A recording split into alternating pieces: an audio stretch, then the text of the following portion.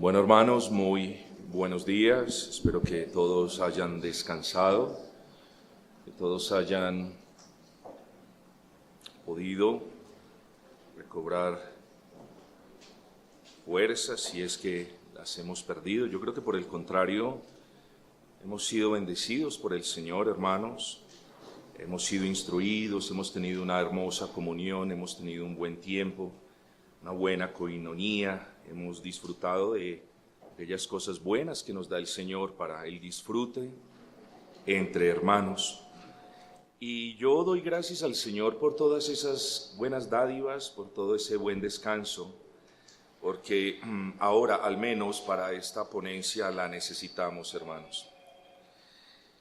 Este es un tema que no quiero predisponerlos, más bien quiero animarles a que le prestemos la atención debida como a todos los demás temas, solo que este es un tema que no se toca muy a menudo en nuestras congregaciones y parto de la base que yo este tema no lo he tocado en nuestra iglesia en Pereira, pero sí en la misión en Manizales y no de una manera tan exhaustiva, hermanos.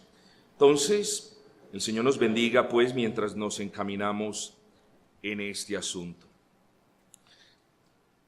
El título de la ponencia en la mañana de hoy es la demostración de la existencia de Dios. Yo creo que con lo argumentado en la primera ponencia, la teología natural, ya tenemos la respuesta a esta pregunta. Nosotros ya sabemos qué queremos decir con demostrar la existencia de Dios. Pero les voy a presentar el derrotero para esta mañana, que es excesivamente sencillo. En primer lugar, vamos a listar, vamos a definir, vamos a dar breves ejemplos, vamos a señalar algunas advertencias, etcétera, de los 4 argumentos racionales más comunes o que usted va a ver más a menudo en los textos de teología. Y en segundo lugar, hermanos, vamos a, y esto de manera sucinta y quizás injusta, vamos a dar 5 razones por las cuales nosotros somos presuposicionalistas.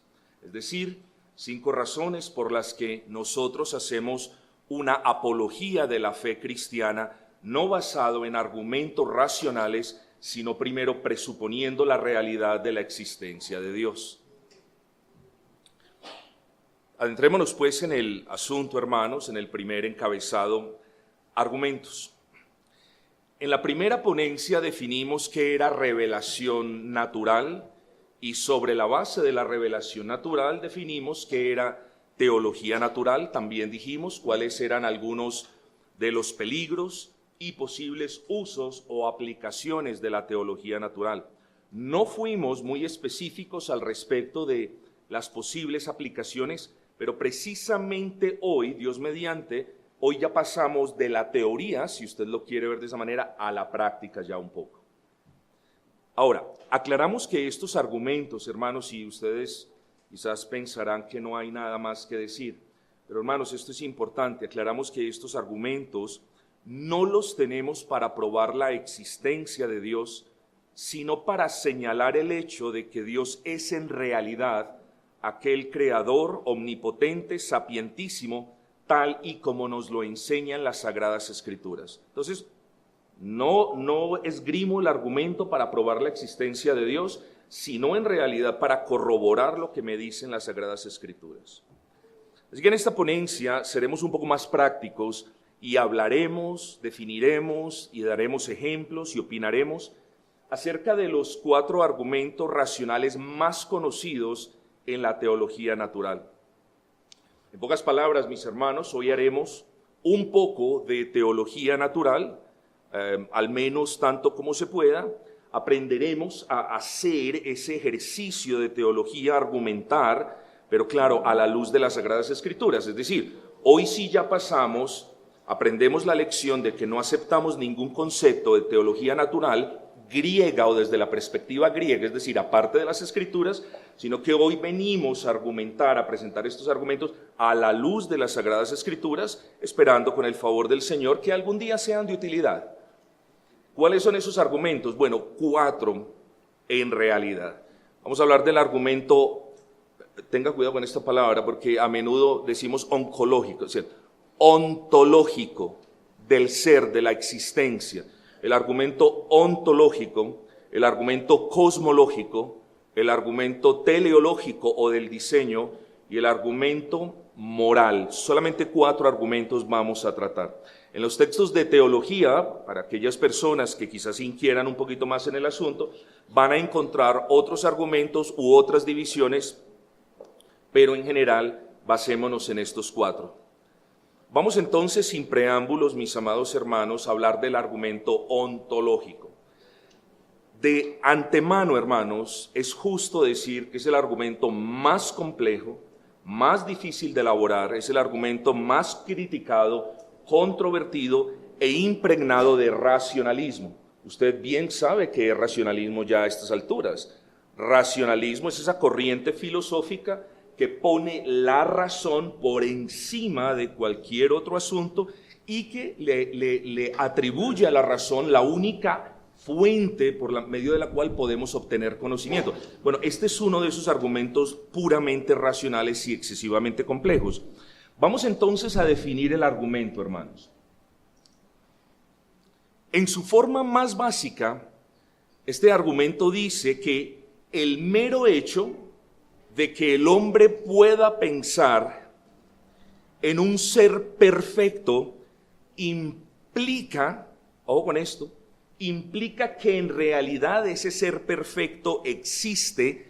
¿Por qué? Y ustedes ya pueden ver, es un argumento profundamente complejo y filosófico, porque dice el argumento, porque la existencia es un atributo de la perfección, es decir, no puede existir algo perfecto que no exista, y tiene sentido, Dios existe y es perfecto. Ahora, hermanos, esto puede sonar como trabalengua para algunos de ustedes. El punto, yo quiero más que lo veamos de esta manera. Mírelo como un aspecto de cultura general cristiana.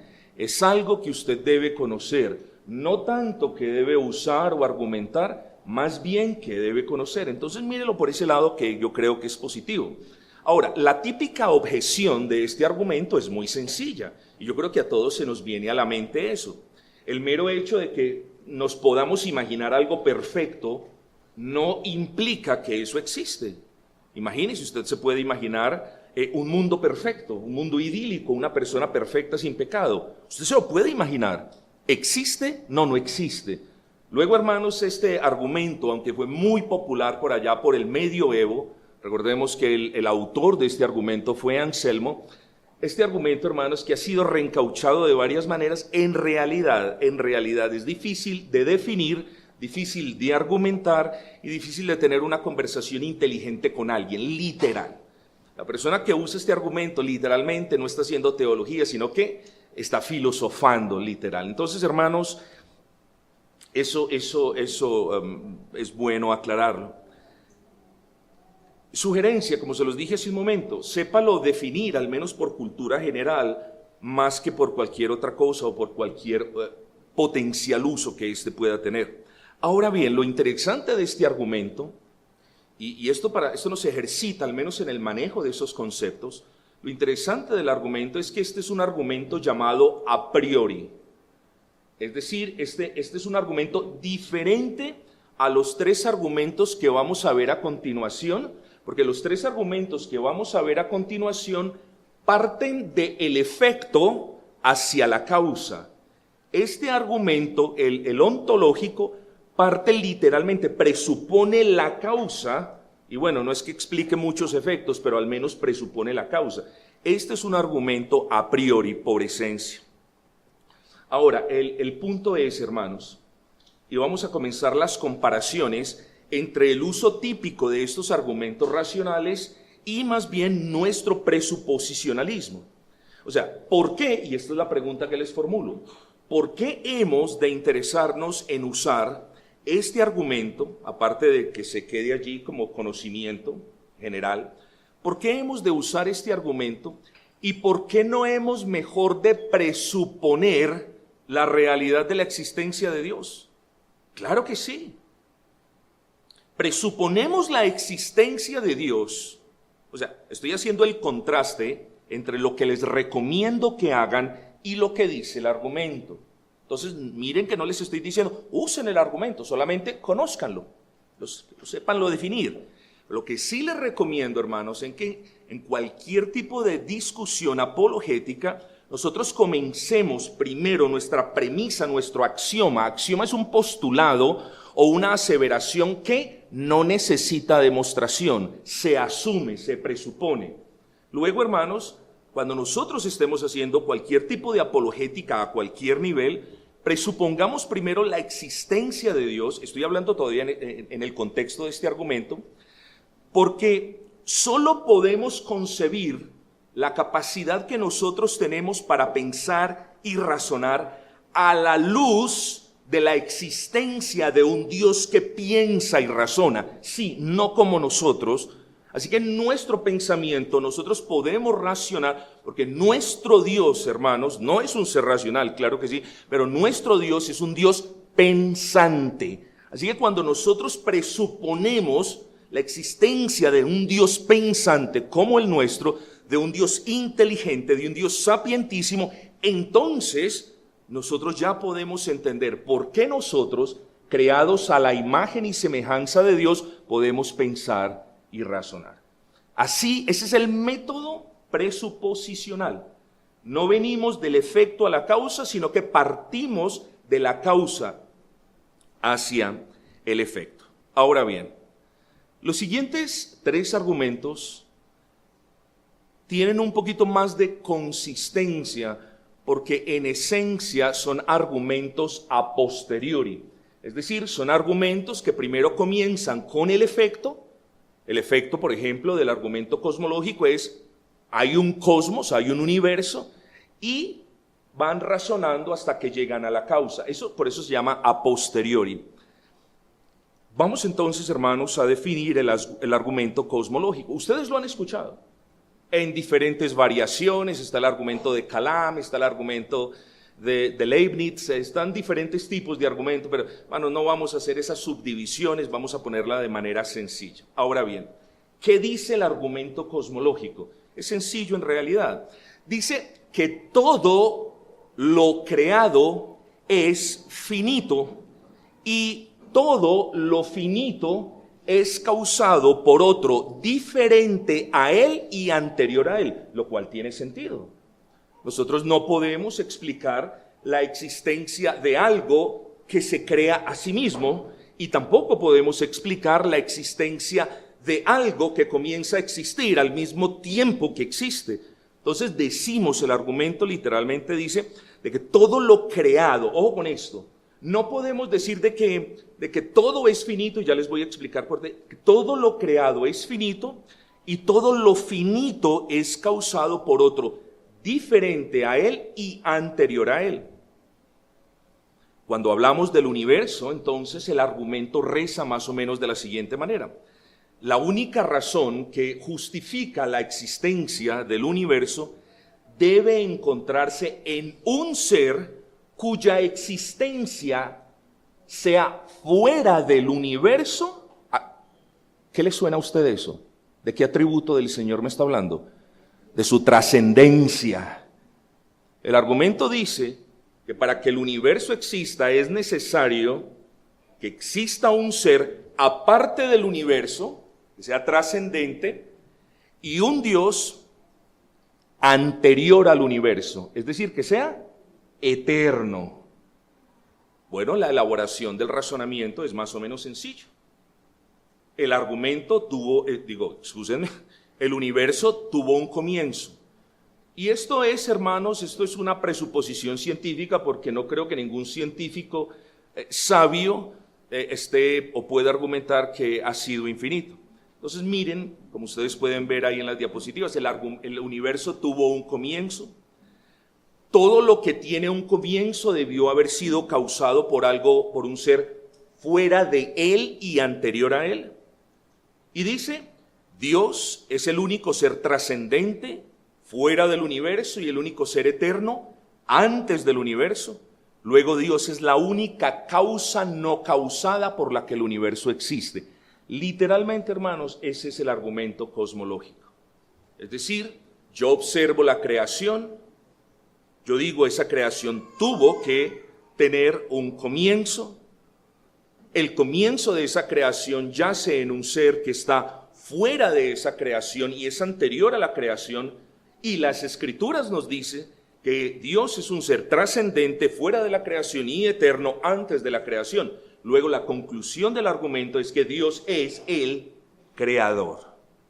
Ahora usted dice, no, pero pastor, ¿es mejor la Biblia? Pues claro, hermanos, es mejor la Biblia. Es más sencilla, es más directa, es más clara.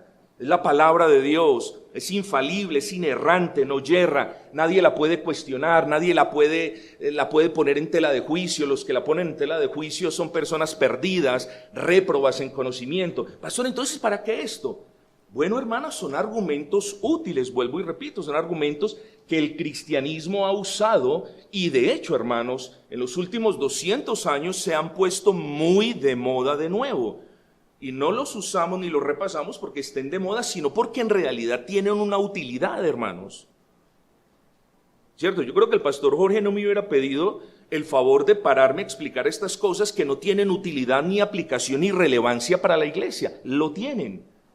Entonces es más una cuestión de al menos sepámoslo definir, sepamos qué dice y algún día de repente nos van a hacer estas cosas útiles. Ahora bien, les voy a poner un ejemplo, hermanos. Quise elaborar esto a manera de diálogo, es un ejemplo. Esta es una conversación ficticia entre una persona que hace apología y un incrédulo. Entonces el apologeta le dice, todo lo que existe, amigo incrédulo, tiene una causa, ¿no es así? El incrédulo responde, sí, parece lógico, pero nada surge de la nada. El apologeta le dice, entonces, ¿qué piensas del origen del universo? ¿No debería también tener una causa? El incrédulo responde, supongo que sí, pero pues tal vez el universo siempre ha existido. El apologeta le dice, ojo con esta, si el universo siempre hubiera existido, si el universo fuera eterno, no podríamos llegar al momento presente. Y esto es complejo, hermano, pero les pido paciencia. Ya que en una cadena indefinida de eventos no tiene un punto de partida. Luego, si no hay punto de partida, es decir, si el universo es eterno, nunca tuvo punto de partida y el tiempo presente no existe. Espero que ustedes me hayan copiado esa partecita. Entonces, el argumento de que el universo es eterno no es lógico, no lo podemos aceptar. Si fuera eterno, nosotros no estuviésemos acá porque el tiempo no hubiese llegado hasta el día de hoy. Hermanos, ese es el punto. El incrédulo dice, ¿y qué es esa causa primera? ¿Qué fue lo que ocasionó todo? El apologeta le responde, esa causa primera es un ser externo al universo, preexiste al universo y necesario para el universo. Ese ser es un ser con capacidad volitiva que quiso crear el universo y con capacidad ejecutiva que creó el universo. Esa causa primera, trascendente, inmanente, eterna y soberana es Dios. Ahora, el incrédulo puede decir, si todo necesita una causa, y ustedes han escuchado este argumento, por eso les digo que es útil. Si todo necesita una causa, como usted lo dice, señor apologeta, entonces, ¿quién causó a Dios? ¿Ustedes no han escuchado eso? Sí, pero es lo más ridículo del mundo. ¿Por qué? Sencillo, porque la premisa del argumento cosmológico no es que todo necesita una causa, sino que todo lo que tiene un comienzo necesita una causa. Ahí, esa es la explicación racional del asunto.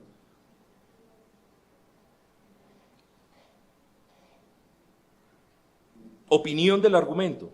Bueno, es un argumento fácil de definir, el argumento cosmológico es un argumento fácil de definir. En segundo lugar, presupone una realidad que no podemos negar, que la ciencia misma no puede negar, y es que el universo es finito, no es eterno. Pero el punto es que sostener el argumento cosmológico, puede ser una tarea que demande estudios extrabíblicos, y ahí es donde yo como pastor, seguramente todos los pastores, tenemos una objeción. Porque algunos hermanos, entre comillas, se obsesionan con el asunto y dejan de apelar a las Sagradas Escrituras y ya se ponen a leer libros científicos y libros, cualquier cantidad de cosas, y ese es el temor de uno como pastor, hermanos. La obtención o la adquisición de estos argumentos no es pecado, pero sí lo es cuando la adquisición de estos argumentos muy a menudo lleva a la persona a sentirse orgullosa por la posesión de ese conocimiento. Eso sí es pecado. Y es también pecado cuando está más enfocada la persona en la adquisición de un argumento extrabíblico, en este libro de ciencias o en este libro de astronomía, que en mirar las Sagradas Escrituras. Entonces, hermanos, se hacen esas debidas advertencias, ¿cierto? ¿Sabe usted definir qué es una causa no causada? ¿Qué es una progresión de tiempo? Bueno, muchos de nosotros no sabemos y yo no voy a esperar, hermanos, que todos nosotros sepamos el asunto. Ese no es el objetivo de esta ponencia. El objetivo es definir el argumento, mostrar la posible utilidad, pero aquí sí llego al objetivo. Aprendamos a usar este argumento de la manera presuposicional. Ojo con esto. Aprendamos a usar este argumento ya no partiendo de lo que observo para llegar a la realidad de la existencia de Dios, sino presuponiendo la realidad de la existencia de Dios para que eso me explique lo que yo veo. Así que conozca su uso a posteriori, como ya lo elaboramos, pero trate de argumentar a priori. Es decir, dele un giro al argumento cosmológico que es a posteriori por excelencia, dele un giro y úselo a priori. ¿Cómo? Parta del presupuesto que Dios existe, punto número 1. Segundo, argumente que si Dios existe, entonces es lógico y racional lo que usted ve, que el universo exista. Y como el universo existe, este solo puede existir gracias a un ser trascendente, como ya lo vimos, eterno y necesario. Ahora, proceda a probar que el Dios de la Biblia es aquel que está por encima del mundo. Primera de Reyes 8:27. He aquí que los cielos de los cielos no te pueden contener. Proceda a probar que Él es eterno. Colosenses 1:17. Él es antes de todas las cosas. Proceda a probar, la segunda parte de ese versículo, que todas las cosas en Él subsisten. Entonces miren cómo se hace una apología presuposicionalista. No se usa el argumento partiendo de lo que veo, sino que se presupone primero lo que me dicen las Sagradas Escrituras y a partir de allí se construyen los argumentos que prueban la realidad del asunto. Hermanos, en los argumentos que faltan vamos a ver esto mismo. Y esto es bueno porque la repetición nos hace el clic en la mente. Ok, allí está el argumento, son argumentos racionales, son argumentos a posteriori, pero yo puedo usar estos argumentos de una manera bíblica a priori. Muy bien, hermanos, el tiempo es corto. Vamos a ver el tercer argumento, el argumento teleológico o el argumento del diseño. Muy a menudo este argumento es ilustrado de la siguiente manera. Este es el ejemplo típico que usted encuentra en los textos. Y el ejemplo es, usted va por la selva, va caminando por la selva y se encuentra un reloj. Lo primero que usted no piensa es, este reloj vino de la nada. Otros ponen el siguiente argumento. Usted va andando por la selva y se encuentra el tomo de una enciclopedia. ¿Escribió el azar la enciclopedia? No. Entonces, básicamente se trata de eso. ¿Qué pensaría usted si encuentra un reloj en medio de la selva? Usted pensaría que hubo un ser que lo diseñó, que puso sus piezas en el orden adecuado, con un propósito adecuado. El argumento teleológico en su gran parte se basa en el propósito de la creación. Tenga eso en cuenta porque ahorita vamos a ver un versículo que lo prueba. No, uno piensa, bueno, alguien lo creó, alguien lo diseñó para que cumpliera un propósito específico. ¿Cómo podemos definir el argumento? por donde quiera que el hombre mire, bien sea en el mundo afuera, es decir, en la creación, o en el mundo adentro, es decir, en sí mismo, todo lo que el hombre puede observar muestra precisión, finalidad, propósito, diseño. Cuestiones que demandan la existencia de un ser inteligente, Dios, que tuvo propósitos específicos al diseñar el universo. Y es que es muy importante, hermanos, que nosotros sepamos argumentar que la inteligencia no pudo venir de la nada. No es lógico ni racional argumentar que un ser inteligente como el ser humano vino por un mero proceso evolutivo. No es racional. Ese argumento no es válido. No lo acepte. Para que una criatura racional, inteligente, como usted y como yo, exista, tiene que ser concebida esa existencia a la luz de la existencia de un creador, al menos con esas mismas especificaciones, características o perfecciones. Nuestro Dios es un Dios sapientísimo, es un Dios inteligente, y es un Dios que todo lo creó con propósitos particulares, todo. Bueno, la elaboración del razonamiento es sencilla. El diseño implica la existencia de un diseñador. Primera premisa. ¿Hay un gran diseño en el universo? Pues todo lo creado muestra diseño y propósitos específicos. Conclusión, debe haber un gran diseñador del universo y ese diseñador inteligente solo puede ser el Dios de la Biblia. Vamos a ejemplificar este argumento un poco, hermanos. Incrédulo. El universo parece haber surgido por azar. Apologeta. ¿Crees que la complejidad de un reloj puede ser fruto del azar? ¿O crees tú que requiere un diseñador? Incrédulo. Es obvio, requiere un diseñador, pero esto no es un reloj, eso es un reloj, no el universo. Apologeta. El universo es mucho más complejo que un reloj y su diseño entonces demanda que exista un diseñador inteligente. Incrédulo. ¿No hay mejores argumentos? Apologeta. Cierto científico, y noten ustedes, hermanos, Dios nos llama a apelar a las Sagradas Escrituras, a leerlas, porque por medio de las Sagradas Escrituras y de la iluminación del Espíritu viene el conocimiento nuestro, ese que vale, ese que nosotros queremos, ese que nosotros anhelamos. Dios no nos manda a leer libros de ciencia, ¿o sí?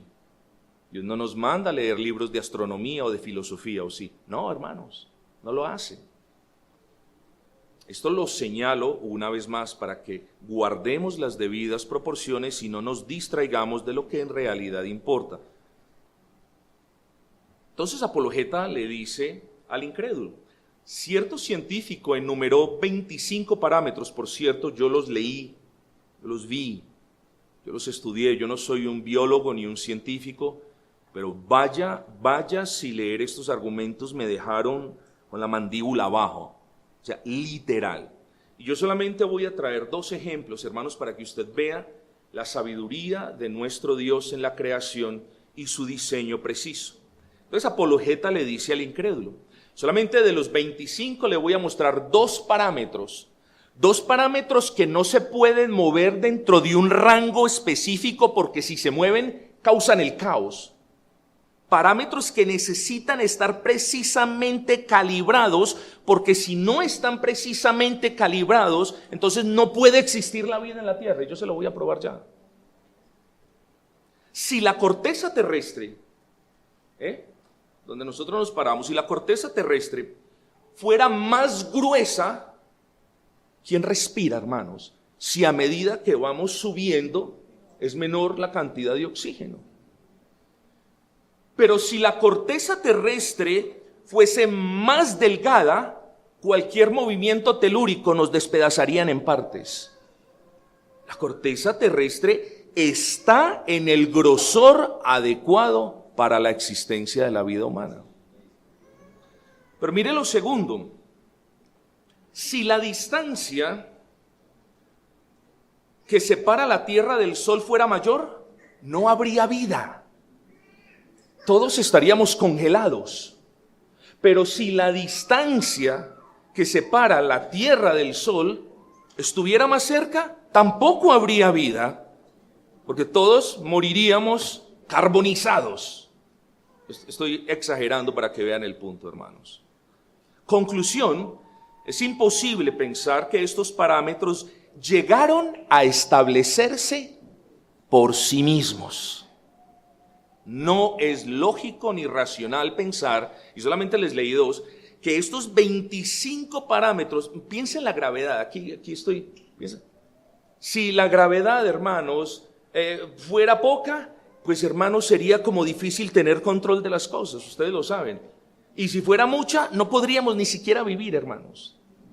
Entonces, el argumento dice, Dios diseñó estas leyes de manera precisa y las estableció dentro de un rango preciso para sustentar, es decir, con un propósito específico, y era preparar el tabernáculo del hombre aquí en la tierra. Ahí vemos, hermanos, el diseño inteligente de nuestro buen Dios. Objeciones al argumento, bueno, muchas también, hermanos. Cada uno de estos tiene objeciones a granel. Alguien puede decir, la teoría de la evolución puede explicar la complejidad de la vida sin necesidad de un diseñador. Bueno, la evolución de las especies no puede explicar el origen de aquellos ajustes de los que hemos hablado en primer lugar. Ahí ya se terminó el asunto. Pero hay un asunto, hermanos, que se llama la complejidad irreducible. Y la complejidad irreducible es aquella afirmación de que existen organismos biológicos tan complejos que no pueden existir, no hay lógica de que ellos existan por medio de un proceso evolutivo. Es decir, lo único que explica, y créanme, hermanos, que hay ejemplos a granel de esto, pero no vamos a entrar en ello. Lo único que explica la existencia de esos microorganismos de complejidad irreducible solamente es un diseño sapientísimo y solo lo encontramos en nuestro buen Señor. La opinión del argumento, ¿qué se piensa de este argumento, hermanos? Es fácil de definir. Sostener el argumento con eficacia puede ser una tarea también que requiere el manejo de conceptos científicos y de la manera como lo señalamos en el argumento cosmológico, la adquisición de conocimiento extrabíblico. Hermanos, sugerencia. Conozca su uso a posteriori, como lo acabamos de hacer, pero vamos a usarlo a priori, de manera presuposicional. ¿Cómo podemos usar este argumento de esa manera? Lo mismo. Partamos de la base, no nos dejemos mover de la realidad nuestra, es decir, que Dios existe y que Él se ha revelado de manera fidedigna y veraz en las Sagradas Escrituras. Partamos de la base de que Dios es sapientísimo e inteligente. ¿Por qué partimos de esa base, pastor? Porque las Sagradas Escrituras así nos lo enseñan. Proverbios 3, 19 y 20. Con sabiduría fundó Jehová la tierra, afirmó los cielos con inteligencia, con su ciencia los abismos fueron divididos y destilan rocío los cielos. Así que nosotros partimos de una presuposición real, bíblica. Después de eso, ¿qué hacemos, mis hermanos? Bueno, argumentemos que solo la existencia de un ser sabio e inteligente explica la existencia de la inteligencia en el ser humano. Y usted puede concluir señalando que cada una de las cosas creadas tiene un propósito y que esto explica que Dios todo lo creó con propósitos. Génesis 1:14, solamente les voy a leer ese versículo. Dijo luego Dios: haya lumbreras en la expansión de los cielos, esto lo digo con mucho respeto, hayan lumbreras en la expansión de los cielos, porque sí. No, hermanos, la creación tiene un propósito y la creación de la expansión, de las lumbreras en la expansión, tenían un propósito. ¿Cuál? La Escritura nos lo dice: separar el día de la noche. ¿Y qué otro propósito? para que sirvan de señales para las estaciones, para los días, para los años. Entonces, hermanos, nuestro Dios creó las cosas con un propósito. Él es el diseñador por excelencia. Argumento moral. Este también cabe dentro del molde de los argumentos a posteriori que hemos descrito hasta este punto. Este argumento, que también recibe, por cierto, el nombre de axiológico, afirma que los valores morales, si han de tener un valor y un sentido real, tienen que tener dos características. Tienen que ser universales y objetivos. Es decir, todas las personas tienen que tener un sentido de estos valores morales, a eso se refiere con universal, y objetivo quiere decir que todas las personas deben de manera innata saber diferenciar entre lo bueno y lo malo. La cosmovisión cristiana, por supuesto que explica que siendo creados a imagen y semejanza de Dios, somos criaturas morales, hermanos. Nosotros sabemos la diferencia entre el bien y el mal. Ahora, vamos a elaborar ese razonamiento. Todos los hombres son conscientes en el interior de sus almas de una ley moral objetiva. Es decir, todos los hombres saben qué es bueno y qué es malo. Las leyes morales universales y objetivas demandan la existencia de un legislador. Por tanto, conclusión, dado que todos los hombres tienen esa ley moral grabada en sus corazones, sigue que tiene que existir un legislador supremo de esa ley moral, que es Dios. Esa es la elaboración del argumento. En palabras más sencillas, dado que el hombre sabe que es bueno y que es malo, y dado de que el hombre entiende esas cosas literalmente desde los primeros días de su existencia a medida que va tomando la experiencia, eso no se puede explicar aparte de la existencia de un Dios moral. Y tiene razón, cuando nosotros hablamos de que Dios creó al hombre a su imagen y semejanza, estamos hablando de que Dios lo creó con capacidades en su alma, y una de esas capacidades es la de distinguir el bien y el mal. Ahora, ejemplo del uso de este argumento, este es breve, incrédulo. La moralidad, y esto sí que es un argumento que está pelechando grandemente en las universidades, en el humanismo. Ellos dicen que la moralidad solo depende de lo que cada sociedad crea. Por eso muchos de ellos dicen que la moralidad simplemente es una construcción social. Cada sociedad construye lo que a ellos les parece bien o mal. Este argumento es tonto, por no decir excesivamente ridículo. Entonces miren cómo se puede destruir fácilmente. El apologeta le dice, entonces tú dirías que un acto de genocidio puede ser bueno si una sociedad lo aprueba. El incrédulo dice, no. Eso siempre es malo sin importar lo que la gente piense. Siempre eso es malo. El apologeta entonces ya le dice, entonces usted lo que está admitiendo es que las personas reconocen entre el bien y el mal independiente de su trasfondo contexto. Luego, lo que admites es que en última instancia hay una ley moral universal dentro de cada ser humano, y eso solo se puede explicar en términos de la existencia de un Dios que es legislador de dicha ley. Las objeciones del argumento, la que les acabé de mostrar, hermanos, la moralidad es una construcción social. La respuesta puede ser algo como el problema del subjetivismo moral, es que si las normas morales son simplemente construcciones sociales, entonces no son objetivas ni vinculantes para nadie. Por ejemplo, si en una sociedad el genocidio es algo repudiable, pero en otra es algo aceptable, entonces mire las consecuencias. Alguien viaja de esta sociedad a la otra, comete ese gran crimen y dice, pero ¿cómo así? Para nosotros eso es bueno. ¿Cómo es malo para ustedes? Estas personas van a decir, bueno, es malo para nosotros y no para ustedes. Se formaría un caos y la convivencia sería absolutamente imposible de sustentar. Luego eso prueba que cuando el hombre sabe qué es bueno y qué es malo, admite que en su interior hay una ley moral objetiva y esa admisión solamente se puede explicar en términos de un legislador que es nuestro buen y gran Señor. Opinión del argumento, hermanos, es fácil de definir y de argumentar, y realmente aquí en esta parte ya no se requiere tanto asunto científico o astronómico o biológico.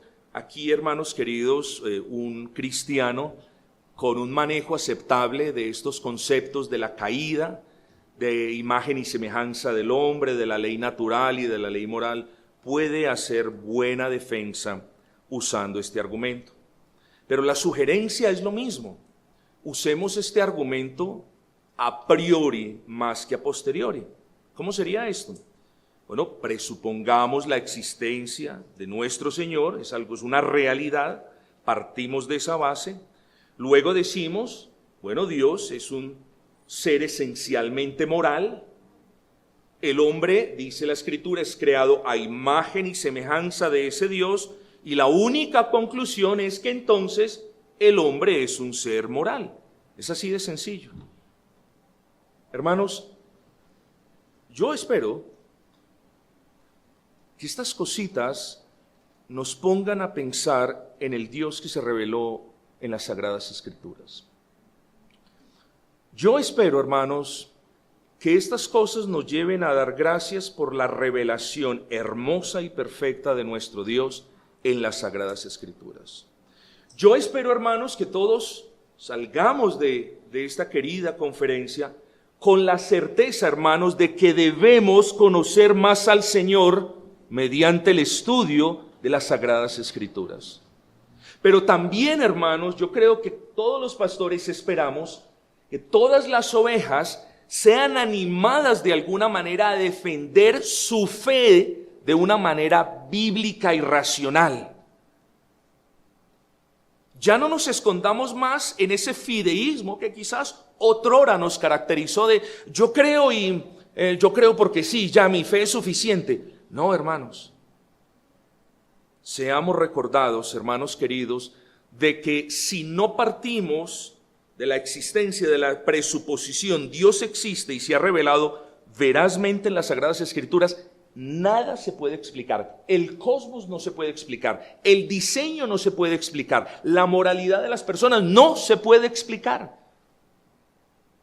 Y uno de los objetivos de esta ponencia en particular es precisamente señalar eso. Estos argumentos racionales tienen alguna utilidad. La han tenido porque son argumentos que se ven o se usan a la luz de las Escrituras. Pero el principal deseo, hermanos, es que podamos defender, conocer más nuestra fe. Tenemos que apelar a la Biblia y defenderla mejor, hermanos. Y para defenderla mejor es que hemos presentado estos argumentos y les he instado a que los usemos de manera presuposicional. Yo no soy un apologeta por excelencia, hermanos, pero todos somos teólogos, todos. Y todos, hermanos, debemos defender nuestra fe. Así que espero que estas sean herramientas, hermanos, que nos ayuden a tal propósito. ¿Por qué somos presuposicionalistas? No, hermanos. Aquí tendríamos que hablar y hablar y hablar y argumentar y volver también a filosofar. Estas cosas requieren que nosotros pensemos, hermanos.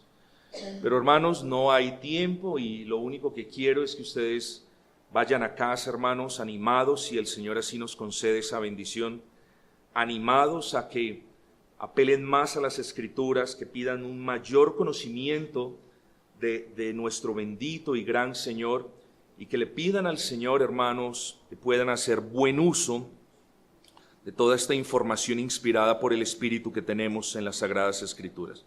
¿Por qué somos presuposicionalistas?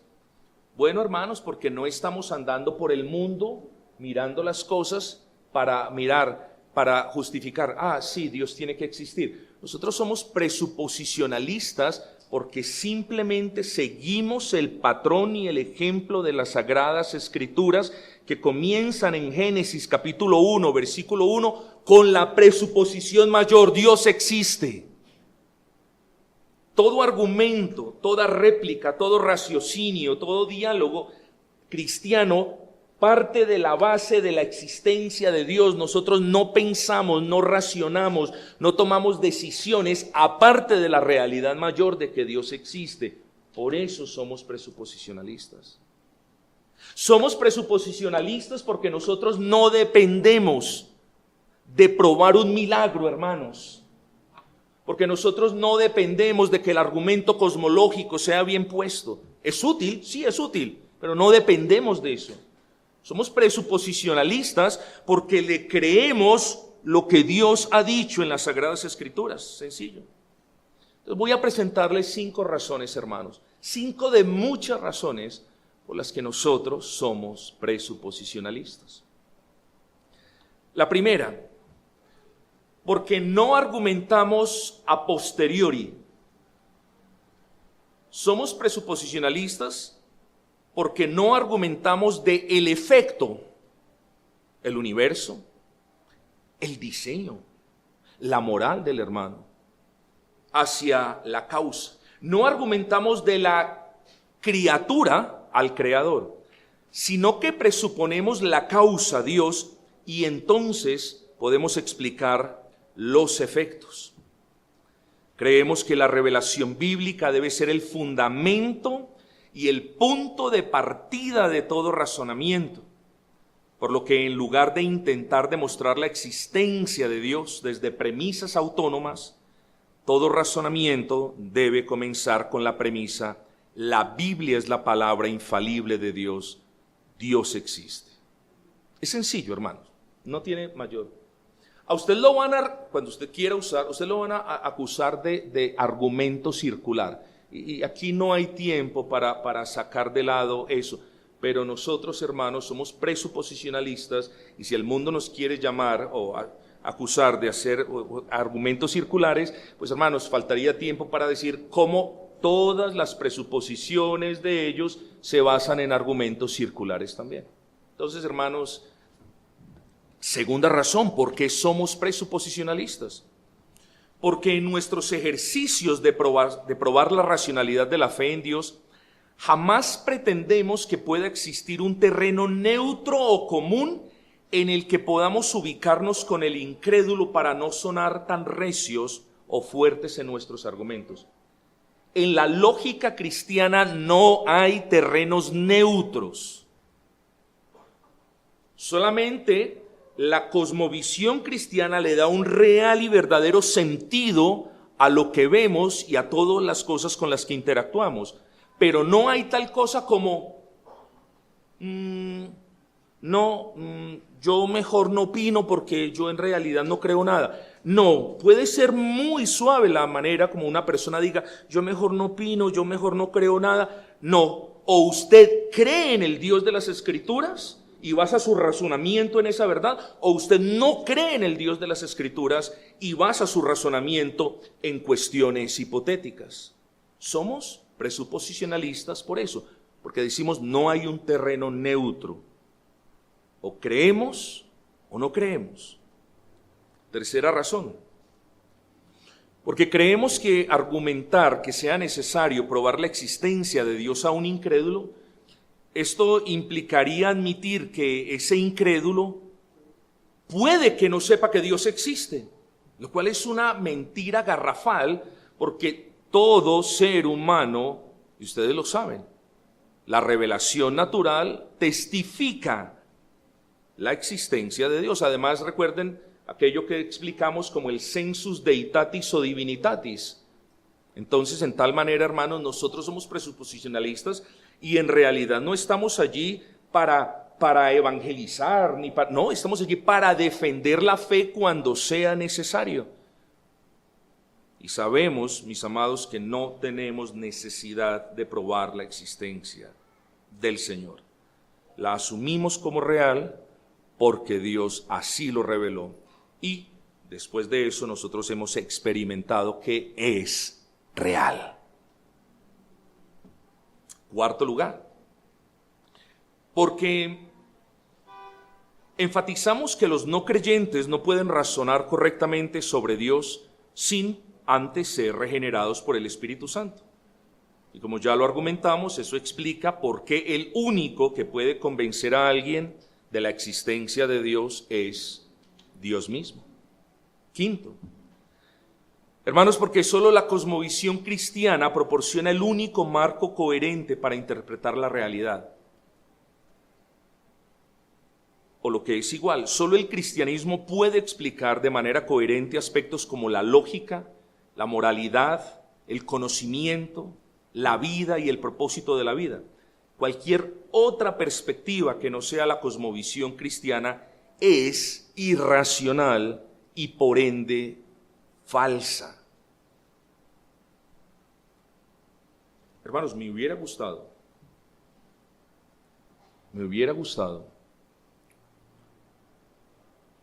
haber traído un tema que quizás no fuese tan complejo. Pero ¿quién nos dijo, mis amados hermanos, que en la teología todo es sencillo? No podemos acostumbrarnos, hermanos, a que nuestro conocimiento teológico sea solamente la redención de Cristo. Sí, hermanos, es lo más importante. No podemos acostumbrarnos solamente a saber definir gracia y salvación. Sí, hermanos, gloria al Señor por eso. Pero creo que nosotros debemos crecer un poquito más. Y espero que toda esta argumentación, estimado hermano, le haya servido de algo, al menos para recordarle que Dios testifica de su existencia desde los cielos y aún desde nuestros propios corazones. Espero que esta ponencia de la teología natural y estas aplicaciones en estos argumentos racionales sean de utilidad, pero cuánto, hermanos, desearía que nosotros comenzásemos a pensar de una manera presuposicional. Es decir, partiendo de la base, vuelvo y repito por enésima vez, Dios existe y lo que Él ha revelado en su palabra es verdad, y eso nosotros no lo tenemos que demostrar. Es una realidad universal, así sea negada por el impío, y para nosotros es suficiente, y esa es la plataforma de toda argumentación inteligente o apologética. Así que, mis amados hermanos, quiera el Señor que hoy sea el día en el que todos seamos recordados que nuestro deber no es conocer lo más mínimo que podamos, sino conocer nuestra fe revelada tanto como podamos. Es abrazarla tan fuerte como podamos, dar cuenta de ella tan bien como podamos y contender por esa verdad revelada cuando es amenazada tan ardientemente como podamos. Bueno, el presuposicionalismo, más que cualquier otro método apologético, nos ayuda a honrar a Dios de esta manera, hermanos. Si ustedes me pidieran cuantificar lo que he dicho con lo que se puede decir, pues ustedes ya conocen la respuesta.